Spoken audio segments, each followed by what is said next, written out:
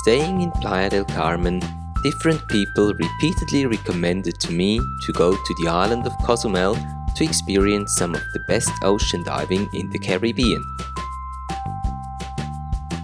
So today, on my fifth and final part of this travel series, I'm taking the passenger ferry from Playa del Carmen to Cozumel. Even though the ocean looks fairly calm, the 45-minute ride turns out to be quite bumpy. It's probably a good idea to take some seasickness medication prior to boarding the ferry if you're not used to it.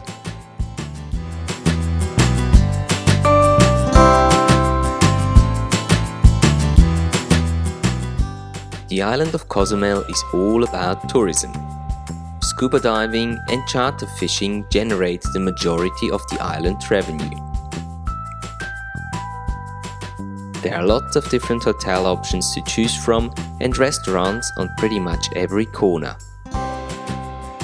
It is worth visiting the main town, San Miguel de Cozumel, because of its colorful buildings and its laid-back atmosphere.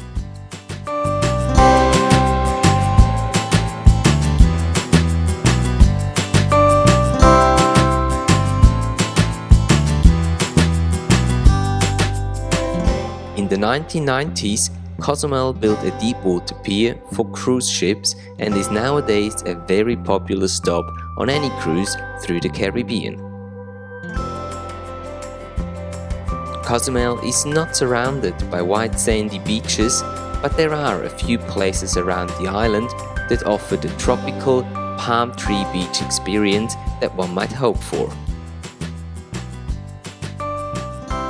Luckily, the Mexican government realized in time how important the local coral reef system is for the island's economy and established the Cozumel Reefs National Marine Park in 1996.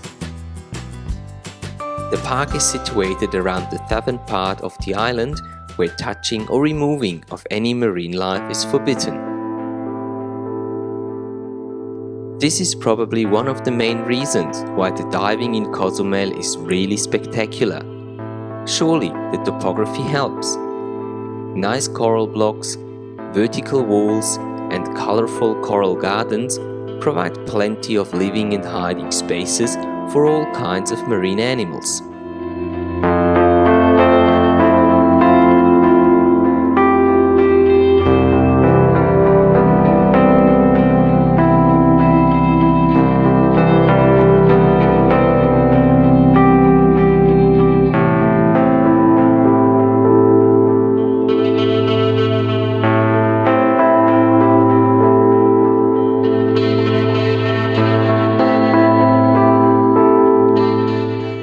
On top of that, the visibility is generally much better here compared to Playa del Carmen. There is an abundance in fish, lots of sea turtles and nurse sharks, and with a little luck you might even see something more spectacular, like an eagle ray.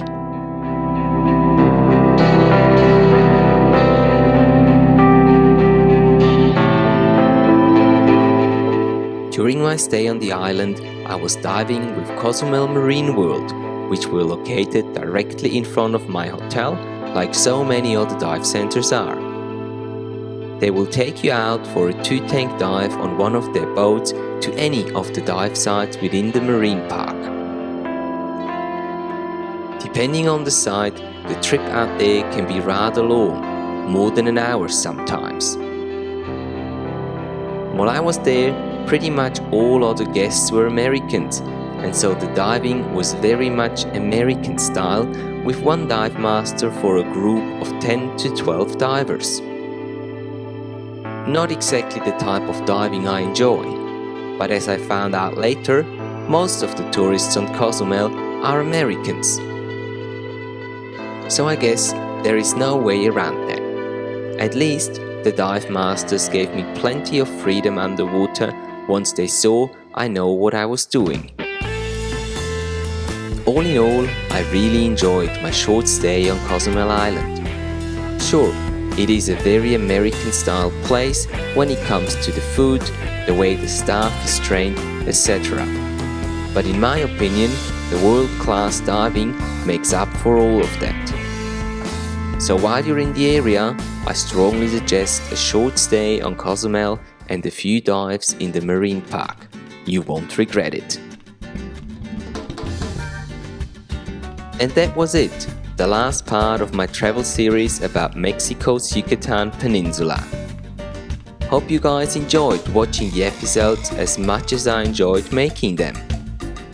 If you want to see more travel videos, make sure to subscribe to my channel. Thanks for watching. Until the next travel adventure, and keep on making bubbles.